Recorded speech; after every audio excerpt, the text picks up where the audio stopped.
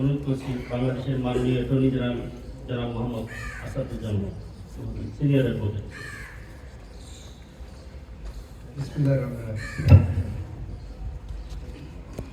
মরণ বিচারপতি ফজলুল করিম,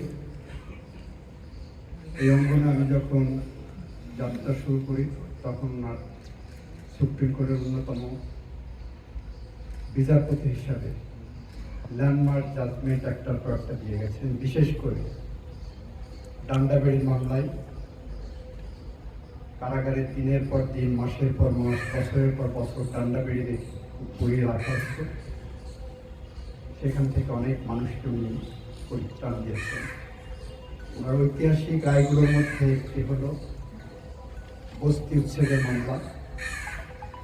যখন বস্তি উচ্ছেদের উদ্যোগ গ্রহণ করা হয়েছে তখন পাবলিক ইন্টারেস্ট লিটিগেশন করে ওনার এখানে মামলা করার কারণে তৎকালীন সরকার ডক্টর কামাল হোসেন, সেই মামলার যিনি আইনজীবী ছিলেন ডক্টর কামাল হোসেন, তার বাসার সামনে বস্তিবাসীদের পুনর্বাসন করার ব্যবস্থা করছিলেন এবং এখানে জাতীয় ঈদগাহ ময়দানে।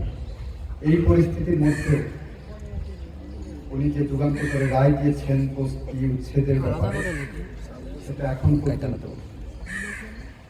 অসংখ্য বস্তিবাসীদের নিরাপদ আশ্রয়ের ব্যবস্থা করেছে। ফজলুল করিম সাহেব নিঃসন্দেহে বাংলাদেশ জুডিশিয়ারির গৌরব ছিলেন। আমরা ওনার বিধি আত্মার মাগফিরাত কামনা করি। আল্লাহ যেন ওনাকে বেহেশত নসিব করে। এই কথা বলে আমি শেষ করছি। অনুরোধ করছি বাংলাদেশের মাননীয় অ্যাটর্নি জেনারেল জনাব মোহাম্মদ আসাদুজ্জামান সিনিয়র অ্যাডভোকেট।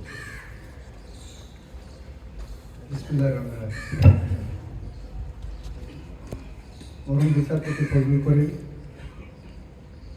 এই অঙ্গনে আমি যখন যাত্রা শুরু করি তখন সুপ্রিম কোর্টের অন্যতম বিচারপতি হিসাবে ল্যান্ডমার্ক জাজমেন্ট একটার পর একটা দিয়ে গেছেন। বিশেষ করে ডান্ডাবেড়ি মামলায় কারাগারে দিনের পর দিন, মাসের পর মাস, বছরের পর বছর ডান্ডাবেড়ি পুড়িয়ে রাখা হচ্ছে। সেখান থেকে অনেক মানুষকে উনি পরিত্রাণ দিয়েছেন। ওনার ঐতিহাসিক রায়গুলোর মধ্যে একটি হল বস্তি উচ্ছেদের মামলা।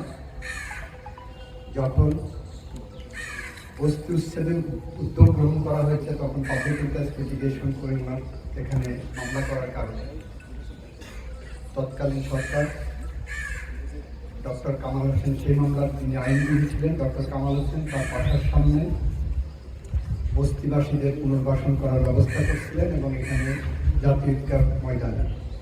এই পরিস্থিতির মধ্যে উনি যে যুগান্ত করে রায় দিয়েছেন বস্তি উচ্ছেদের ব্যাপারে, সেটা এখন পর্যন্ত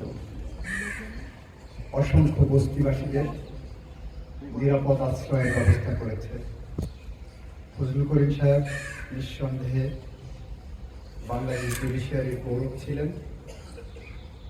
আমরা ওনার বিধি আত্মার মাগফিরাত কামনা করি। আল্লাহ যেন ওনাকে বেহেশত নসিব করে। এই কথা বলে আমি শেষ করছি।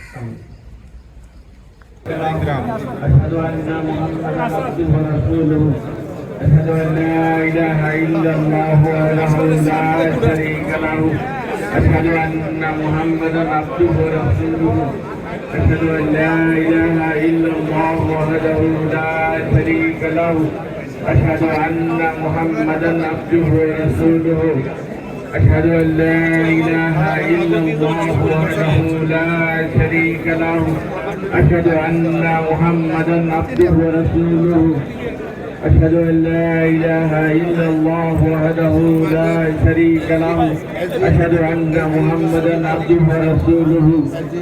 কেউ যদি দেখার ইচ্ছা করেন শেষবারের মতন দেখতে পারেন, এখনই বন্ধ করে দেওয়া হবে।